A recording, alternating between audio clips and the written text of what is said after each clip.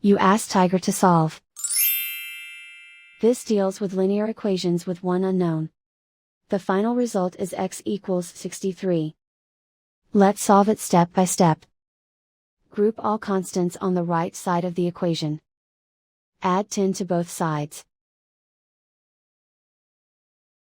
Simplify the arithmetic.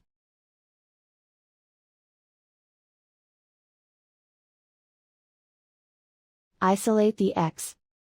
Multiply both sides by 3.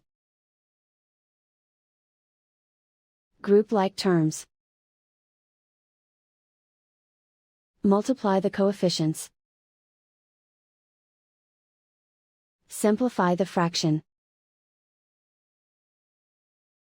Simplify the arithmetic. And so the final result is x equals 63.